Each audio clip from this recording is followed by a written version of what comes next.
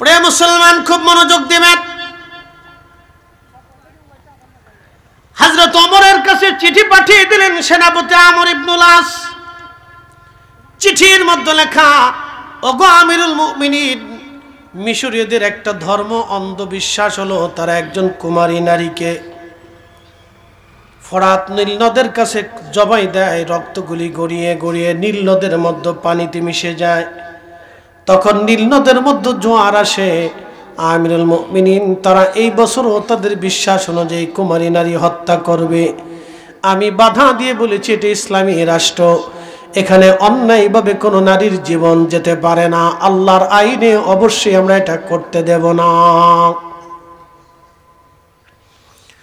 তারা আমার কাছে চ্যালেঞ্জ করেছে, যদি আমরা নীল নদের পানি এনে দিতে পারি, জোয়ার এনে দিতে পারি, তাহলে আর কোনোদিন তারা কোনোদিন আর এই কুমারী নারী নীল নদের পারে আর জবাই দেবে না। আমিরুল মুমিনিন, আমি এখন কি করব? আপনার সিদ্ধান্তের অপেক্ষায় আমি তাদের অপেক্ষমান রেখেছি।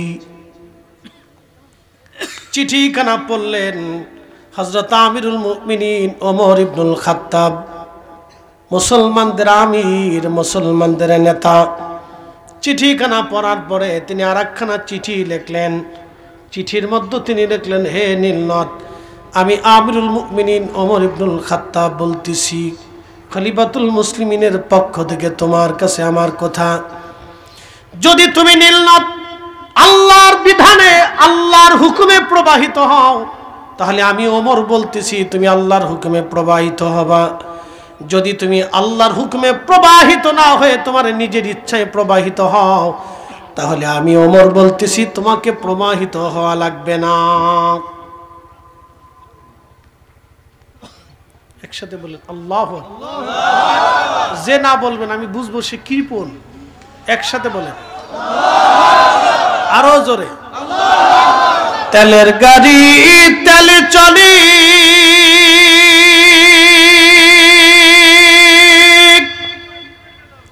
হাওয়ার গাড়ি হাওয়ায় উড়ে,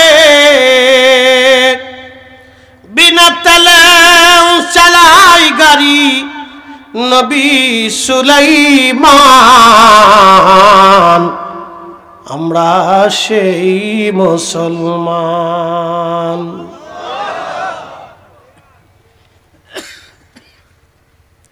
চিঠিখানা লিখে আমিরুল মুমিনিন ওমর ইবনুল খাত্তাব রাদিয়াল্লাহু আনহু বার্তাবাহকের হাতে দিয়ে বললেন, বার্তাবাহক, চিঠিখানা নিবা, সেনাপতি আমর ইবনুল আসের হাতে দিয়ে বলবা এই চিঠিখানা যেন নীল নদের পানির মধ্যে ছেড়ে দিয়ে আসে। বাকি চিন্তা সেনাপতির করা লাগবে না, চিঠিখানা তার দায়িত্ব শুধু নীল নদের পানির মধ্যে দিয়ে আসা। একসাথে বলেন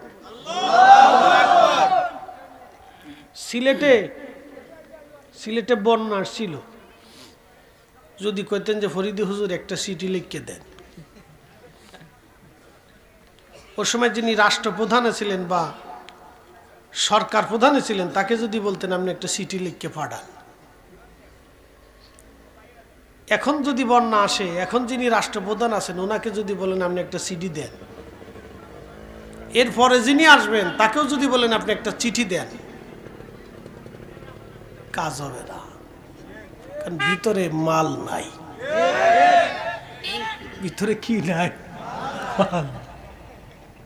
শব্দ শুনতে খারাপ শোনা যাবে কিন্তু ভিতরে কিছু নাই।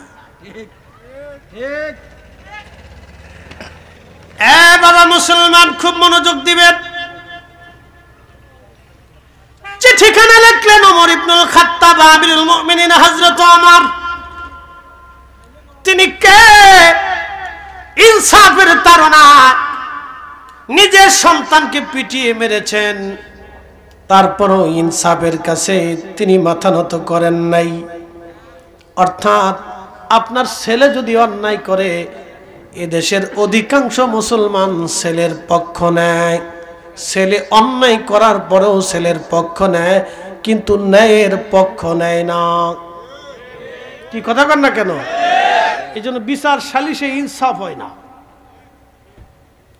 ছেলের পক্ষ নেয় কিন্তু ন্যায়ের পক্ষ নেয় না।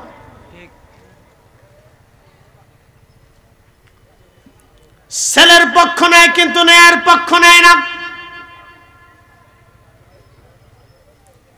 একটা ছেলে একটা মেয়েকে বের করে নিয়ে গেছে, সমাজে বিচার বসতেছে, ছেলেটা মেয়েটাকে বের করে নিয়ে গেল, বিয়ে পড়ায় দাও। বাবা বলবে না, তা হবে না, তারে 5 লক্ষ টাকা 10 লক্ষ টাকা বুঝিয়ে দাও, তারপরও এই মেয়ের সাথে আমার ছেলের বিয়ে হবে না। আচ্ছা, দোষটা কি মেয়ের শুধু না, ছেলেরও আছে? আপনি ছেলের পক্ষ নিলেন কিন্তু ন্যায়ের পক্ষ নিলেন না, ইনসাফের পক্ষ নিলেন না। তার মানে বোঝা গেল আপনি এখনো নামে মুসলমান, ভিতরে ভিতরে আপনি সুরের চাইতেও খারাপ। কথা ক্লিয়ার না ভেজাল আছে? একবারে সার মতো ক্লিয়ার, কোনো ভেজাল নাই। আমরা নিজেরা যদি ইনসাফের পক্ষ নিতাম তাহলে সব ঠিক। বিচার সালিশ হবে, চোখ টিভি দেয়, চাচা বুঝিয়ে দিয়ে, আবার টেবিলের নিচ দিয়ে বাড়িতে দিয়ে শাশির কাছে ফাটাই দিয়েছে, কাকা দিয়েছিলাম, চিন্তার কারণ নেই, বিচারটা যেন আমার লেভেলে আসে। কত বিচার বাংলাদেশে অন্যায় হয়, গরিব মানুষ তার জমি বুঝে পায় না, মাল বুঝে পায় না, টাকা বুঝে পায় না, চোখের পানি ফেলায় নিভৃতে, বলে মাল নাই, পয়সা নাই, বিচার নাই। আদালতে বহু গরিব মানুষ বসে বসে কাঁদে, পয়সা দিতে পারি নাই, বিচার আসে নাই। বহু বহু বহু বহু হাজারে হাজারে হাজারে হাজার আপনি খুঁজে দেখেন মানুষ কয়জন আছে। মুসলমানের হিসাব পরে কষে। রসুলের কাছে এক নারীকে ধরে নিয়ে এসে বলল, হুজুরে চুরি করছে। নবী বলেন, হাত কেটে দাও। বলি, ইয়া রাসূলুল্লাহ, সে সম্ভ্রান্ত পরিবারের নারী, হাত কাটা কি মওকুফ করা যায় না? আল্লাহর নবী রাগান্বিত হয়ে বলেন, এই বলো কি, পূর্ববর্তী জামানাতে মানুষগুলি অন্যায় বিচার করার কারণে আল্লাহ আকাশ থেকে পাথর নিক্ষেপ করেছে। আল্লাহ আকাশ থেকে পাথর নিক্ষেপ করে তাদেরকে ধ্বংস করে দিয়েছে। আল্লাহ আগুন নিক্ষেপ করে তাদেরকে ধ্বংস করে দিয়েছে। আমার পূর্বের সব নবীদের উম্মতরা শুধু অন্যায় বিচার করার কারণে তারা ধ্বংস হয়ে গেছে। এই সাহাবীরা বলো কি, আমার ফাতেমা যদি চুরি করতো, আমি রাসূল তার হাত নিজে কেটে দিতাম। একসাথে বলবেন আল্লাহু আকবার। এই জন্য কাজী নজরুল লিখেছিলেন, আল্লাহতে পরিপূর্ণ ঈমান কোথা সে মুসলমান। আল্লাহতে পরিপূর্ণ ঈমান কোথা সে মুসলমান। আমাদের তকদিরের উন্নয়ন হয় না শুধু এদেশে অন্যায় বিচার করার কারণে। মাঝে মধ্যে বন্যা হয়, খাবারের স্বাদ হয় না। এদেশের জমিনে মাটিতে ফসল ফেললেই, বীজ ফেলাইলে যেখানে ফেলাবেন সেখানেই ফসল হয়। এত উর্বর জমিন থাকার পরও আমাদের ভাগ্যের পরিবর্তন হয় না। এদেশের মাটিতে শুধু অন্যায় বিচার, অন্যায় বিচার। সমাজের মাতব্বর অন্যায় বিচার করে, চেয়ারম্যান, বহু চেয়ারম্যান মেম্বার অন্যায় বিচার করে, নেতা নেত্রীরা নিজের দল দেখে বিচার করে, গোষ্ঠী প্রধান তার গোষ্ঠী দেখে বিচার করে, যার অনেক পয়সার মালিক সে পয়সা দিয়ে বিচার করে না। আমাদের আদালতে বিচারকরা তারা পয়সা দেখে, মানুষের নেতৃত্ব দেখে বিচার করে, যার কারণে এত উর্বর জমি পাওয়ার পরও আমাদের তকদিরের পরিবর্তন হয় না। আপনি জমিনের ন্যায় বিচার আনেন, আল্লাহর কসম করে বলতেছি, যা শস্য হবে বাংলার মানুষ খেয়ে শেষ করতে পারবে না। নাই। সেই ওমর চিঠির মধ্যে লিখে দিলেন। আচ্ছা, এখন প্রশ্ন করি, জবাব দিবেন। নীল নদ কি লেখাপড়া করছে? তো নীল নদ তো কোনো মানুষ না, সে একটা নদী। রাসূল বলেছেন পৃথিবীতে 2টা নদী আল্লাহর বেহেশত থেকে এসেছে, একটা ফোরাত আর একটা নীল নদ। এই জন্য হাজার হাজার মাইল থেকে আসার পরেও এই 2 নদী কখনো শুকায় না। মরুভূমির ভিতর দিয়ে আসছে, বালুর ভিতর দিয়ে আসছে, পাহাড়ের কোনা দিয়ে আসছে, কিন্তু নদী শুকায় না। আল্লাহর বেহেশত থেকে আসে 2 নদী। নীল নদীর ভিতরে চিঠি পাঠাইলেন হযরত ওমর, ছেড়ে দিয়ে আসলেন সেনাপতি আমর ইবনুল আস। চিঠি ছেড়ে দেওয়া আসার পরে নীল নদের জোয়ার আসলো। 1450 বছর পার হয়ে গেল, এখনো একটা দিনের জন্য, একটা বছরের জন্য জোয়ার আনার জন্য নতুন করে চিঠি পাঠাইতে হয় নাই। আরো জোরে, আরো জোরে, জোরে জোরে জোরে। কাফেররা মাথা নত করলো। মিশরের লক্ষ লক্ষ মানুষ কালেমা পড়ে মুসলমান হয়ে গেল। বুঝতে পারছেন? আমির হতে হলে এরকম উভয় জ্ঞানের আমির লাগবে, শরীয়ত লাগবে, হাকিকত লাগবে, তার ভিতরে তাসকিয়াতুন নাফস থাকবে এবং সে উন্নতম শির হতে হবে, শির উঁচু করা মুসলমান হতে হবে এবং সে অনেক বড় আমানত ওয়ালা হতে হবে। আর তার ভিতরে যদি আধ্যাত্মিকতা থাকে তাহলে দিন প্রতিষ্ঠিত হবে, নতুবা শুধু মুখের জবান দিয়ে বলতেই সার, কাজে পরিণত হবে না। ঠিক।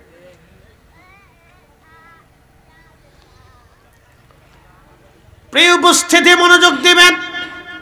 হযরত ওমরের এক চিঠিতে নীল নদের মধ্যে জোয়ার এসে গেল, আর কোনোদিন জোয়ার বন্ধ হলো না। দক্ষিণ সুরমাবাসী খুব মনোযোগ দিবেন। তাহলে আপনারা বলেন, আল্লাহ আছে না নাই?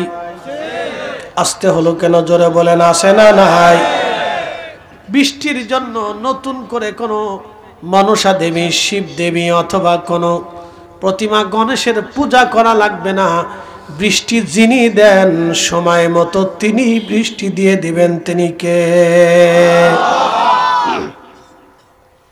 আচ্ছা বলেন তো, প্রত্যেক বছরে, আমার দিকে তাকান, প্রত্যেক বছরে নভেম্বর শুরু হইলে শীতের আবহাওয়া ধীরে ধীরে ধীরে ধীরে ধীরে ধীরে আসে। হেমন্তর পরেই শীত আসে।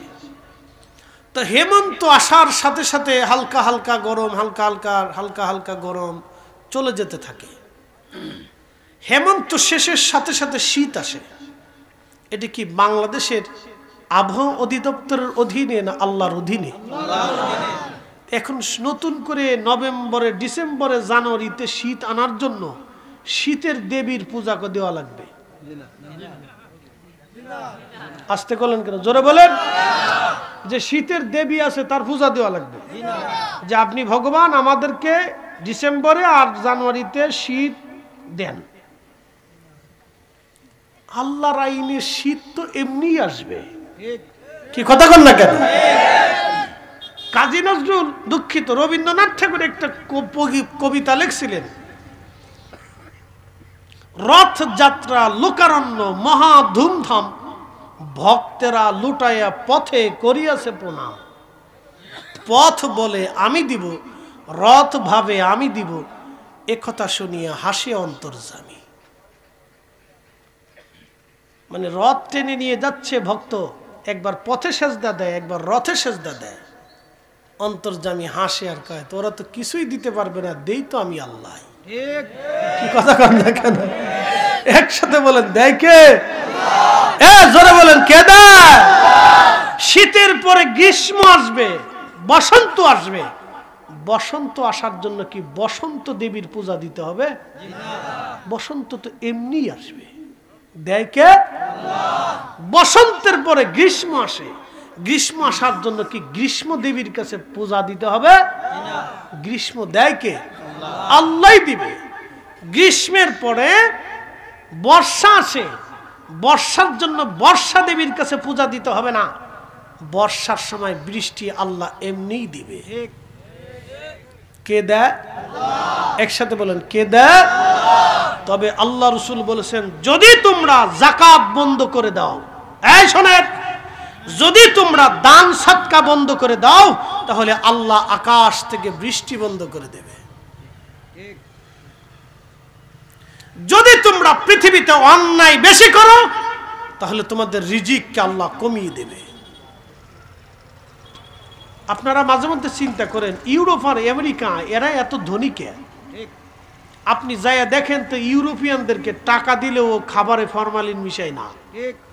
আর আমার বাঙালি মাথায় টুপি মাথায় দিয়ে বিয়ের নাম দিয়ে মসজিদের ভিতরে ধর্ষণ করে ফেলেছে। সি সি সি সি। ওরে মসজিদের সামনে বাইন দিয়ে জুতা দিয়ে কায়দা মতো ফিটানোর দরকার ছিল। আপনি ইউরোপিয়ান দেখবেন হাফ প্যান্ট পরে রাস্তা দিয়ে হাঁটে একটা নারী, তাকে দিয়ে আপনি ঘুষ খাওয়াইতে পারবেন না। অথচ বাঙালি হেজাব পণ্যওয়ালা বেটি সরকারি চাকরি করে টেবিলের নিচে খালি ঘুষ মেরে দিচ্ছে। উরে হেজাবুই হেজাবি শতান কোথাকার, ও হেজাব মাথায় দিয়ে চাকরি করতে গেছে, বদমাশ কোথাকার।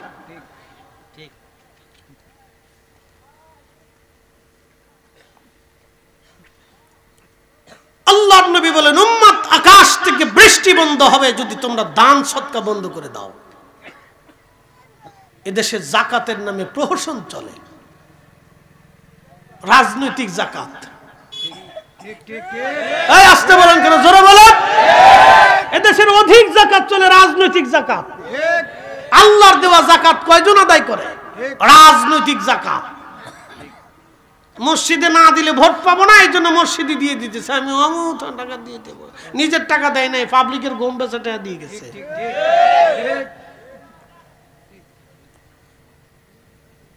রাজনৈতিক যাকাত ঠিক মতো নাই, এই জন্য আপনি পাবেন না, তকদিরের পরিবর্তন হবে না। আমি যাহা বললাম এটা সাচ্চা সাচ্চা আল্লাহ রসুলের কথা বলে দিয়ে গেলাম। নবী বলছেন কিয়ামতের আগে ওয়াদাউল আমানাত, আমানত নষ্ট হয়ে যাবে। আজকে আমানত রহমতুল্লাহ আলাইহি কবরে চলে গেছে। যদি বিশ্বাস না করেন তাহলে দোকানে বাকি দিয়ে দেখবেন আর টাকা হাওলাত দিয়ে দেখবেন আমানত কেমনে থাকে। যদি আরো তো বিশ্বাস না করেন তা আপনার নিজের সন্তান কন্যা সন্তানটাকে রাত 8টার সময় ছেড়ে দিবেন, সিলেট শহরে একা একা ঘুরতে, সিলেট থেকে দক্ষিণ সুরমা আসবে, রাত 10টার সময় একা ছেড়ে দিবেন, তাহলে বুঝবেন আমানত কেমনে মরে গেছে। আমরা মানুষ, কুত্তা না, শুয়োর না, আমরা মানুষ। তারপরেও মানুষের মানুষত্ব থাকবে না। এদেশের বহু মানুষ আছে দেখতে শুধু মানুষ দেখা যায়, ভিতরে মানুষত্ব নাই। যদি মানুষত্ব থাকতো তাহলে নিজের ভাই কোনোদিন নিজের বোনের জমি 40 বছর ধরে বুঝাই দেয় না। ভাই মরে গেছে, এতিম ভাতিজাদের সম্পদ চাচা ঠিক মতো বুঝাই দেয় না। এই কথা কন না কেন, জোরে বলে। হাজারে হাজারে দেশে আছে কত মামলা মোকদ্দমা সালিশ দরবার, তারপরও দিতে চায় না। মনে হয় ওর বাপের সম্পত্তি শুধু ও নিজেই ভোগ করবে, ওর এতিম ভাতিজাকে দেবে না।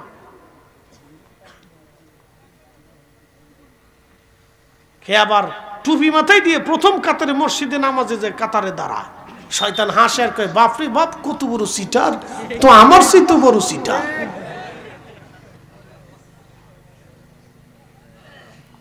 ভাইজান কষ্ট হইতেছে? আমি তো ইনসাফের কথা বলতেছি, হকের কথা বলতেছি।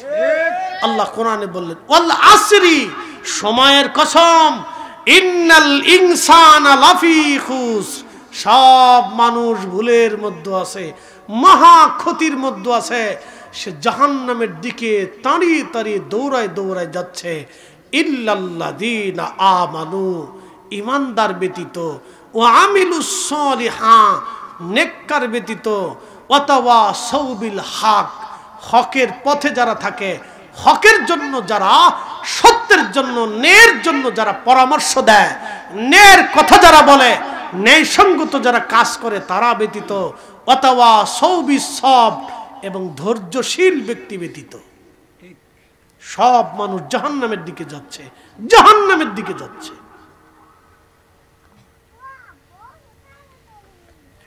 প্রিয় দক্ষিণ সুরমাবাসী, অনেক কথা আপনাদের জন্য হাজির, কথাগুলি বুঝে যাবেন। আমি ন্যায়ের কথা বললাম। হযরত ওমর রাদিয়াল্লাহু আনহু বসে আছেন, ঠিক এমন সময় লোকেরা একটা যুবককে ধরে নিয়ে আসছে। যুবককে ধরে আনার পরে হযরত ওমর রাদিয়াল্লাহু আনহু লোকদেরকে বলেন, হে লোকেরা, তোমরা কেন যুবকটাকে ধরে নিয়ে আসছো?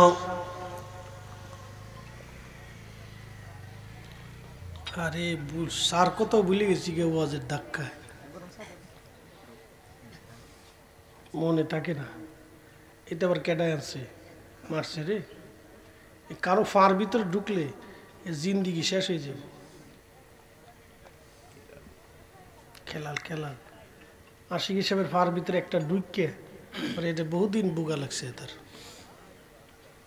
জ্বালা আছে। একসাথে বলেন আল্লাহু আকবার। একটা যুবককে ধরে নিয়ে আসছে। হযরত ওমর বললেন, কি জন্য আনছো? আমিরুল মুমিনিন, কোর্টে মামলা করলে একটা জমি নিয়ে 30 বছর মামলা হয়। এ ভাই, কত বছর মামলা চলে? এ না, একসাথে বলেন তো, কত বছর চলে? 30 বছর, 20 বছর, 25 বছর একটা মামলা করে এই কোর্ট থেকে এই কোর্টে, হেনতে হেনে হেনতে হেনে বেটা দৌড়াইবো, মামলায় চালাবো না ব্যবসা বাণিজ্য করবো না চাকরি করবো না মামলা দেখবো। উকিলে কয় মালটুস, বিচারকে কয় মালটুস, ওই কি মুক্তারে কয় মালটুস, যে লেখবে হাতে কয় মালটুস। বুঝেন না এই কথা আপনারা? আচ্ছা আপনি বলেন তো, কাগজ ঠিক, জমি ঠিক, সব ঠিক, তো মামলা 30 বছর চলে কেন? কাগজ তো দুইজনে দিছে, একজনেরটা তো ঠিক, কি কথা কন না কেন? একজনেরটা ঠিক না, তো একজনেরটা তো ঠিক, তাহলে 30 বছর মামলা চলে কেন? প্রশাসন কি আঙ্গুল চষে নাকি? তাদের কি দায়িত্ব নাই যে কাগজ কোনটা সঠিক আমরা একবারে মূল অফিস থেকে যাচাই বাছাই করে যার কাগজ সঠিক তাকে আমরা জমি বুঝাই দিয়ে চলে যাব? কি কথা কন না কেন? 30 বছর ধরে মামলা ঘুরবে কেন?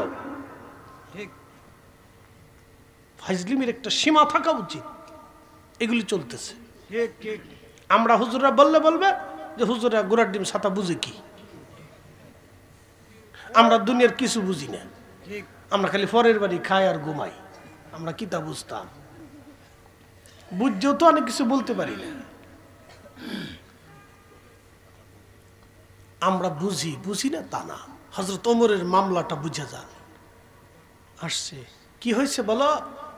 বলে আমাদের পিতাকে হত্যা করছে, সাক্ষী সমাদ আসছে, হ্যাঁ এই যুবক কর্তৃক হত্যা। হযরত ওমর জিজ্ঞেস করলেন, তুমি কি হত্যা করছো? যুবক বলে, হ্যাঁ ইয়া আমিরুল মুমিনিন। কেন হত্যা করছো? বলে, হুজুর আমার একটা উট ছিল, উটের বাচ্চাটা খুব সুন্দর, আমি তাকে অনেক আদর করতাম।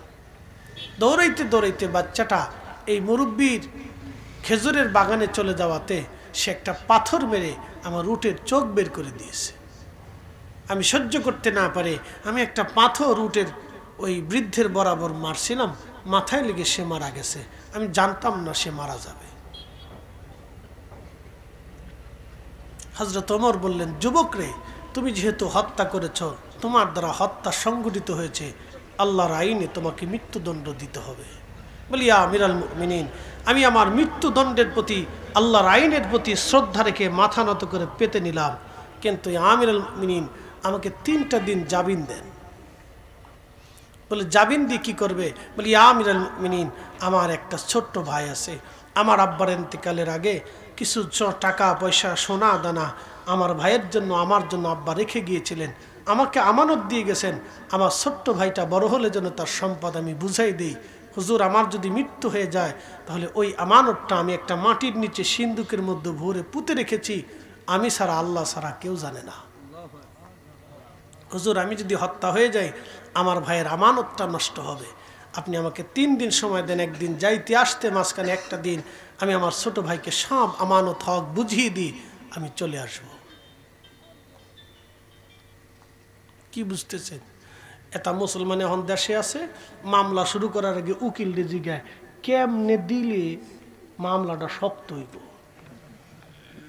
ঘটনা কিন্তু বড় না, সামান্য। বেডিরা মামলা দিতে যায় স্বামীর বিরুদ্ধে, কেমনে দিলে বাড়বে, এটা এমনি দেয়, তার ল্যাংটা করে ফিডাইছে, কাপড় খুলে ফিডাইছে, এমনি ফিডাইছে, সেমনি ফিডাইছে, শেখা দিছে, যৌতুক চাইছে, কিন্তু কিছুই চাইছে না। হয়তো 2 একদিন থাপুর চুপুর দিছে, রাগ রোগ বসেতে, এটা করছে হেটা করছে এই করছে, যৌতুক নিছে, এই 10 লক্ষ টাকা যৌতুক দাবি করছে, 20 লক্ষ টাকা দিছিলাম, তার ফেরত টেরত দেয় নাই। আমার আব্বা গরু বেচে দিছে, ছাগল বেচে দিছে, সোনা দিছে, দানা দিছে, বাড়ি খাট পালঙ্গ দিছে, সব দিছে। এরকম সুন্দর করে সাজায় গুজায় মামলা একটা লাগছে। মামলার ভিতরে 100-র ভিতরে 90টাই মিছে কথা। কথা কন না কে? মামলা শুরু হলো মিথ্যা দিয়ে। মামলা শুরু কি দিয়ে? উকিলে কয় লেখছো মিথ্যা কথা, তা পাল্টুস দাও।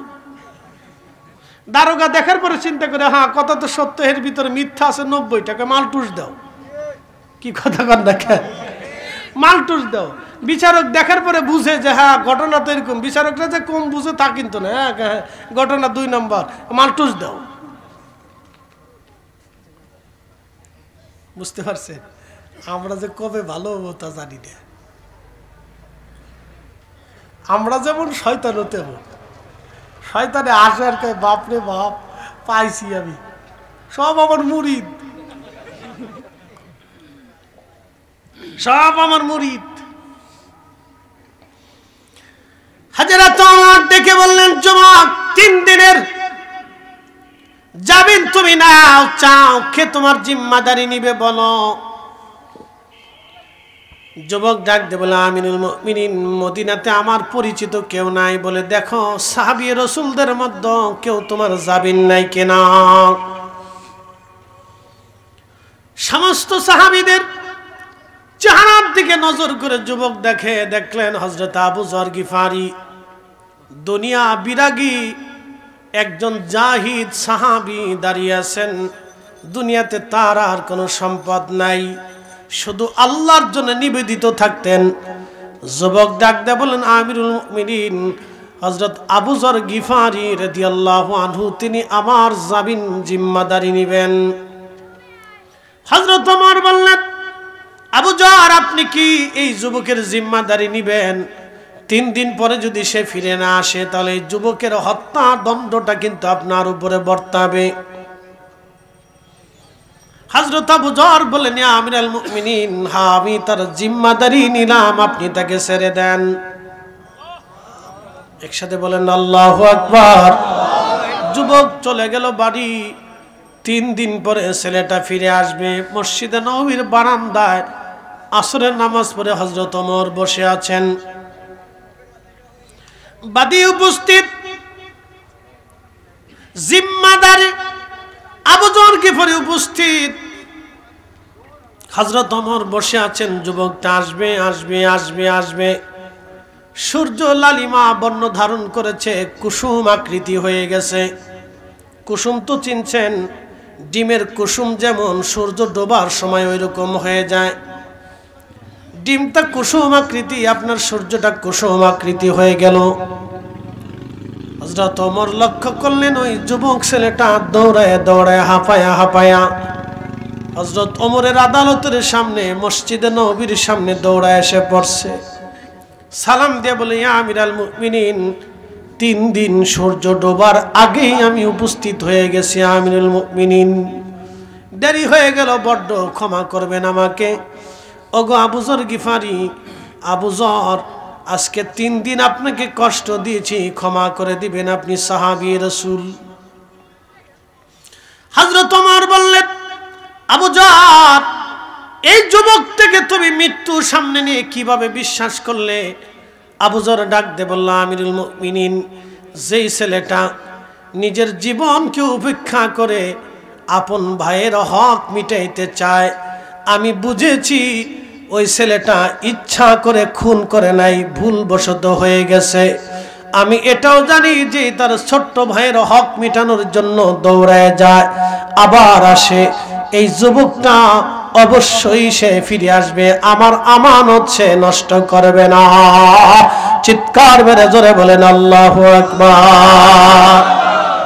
আর আমাদের দেশে ভাই ভাই 1 ইঞ্চি জমিনে ফিটি করে, উরি বাপরে বাপ, একজন আরেকজন কি পিটেন পিটিয়ে, বাপরে বাপ।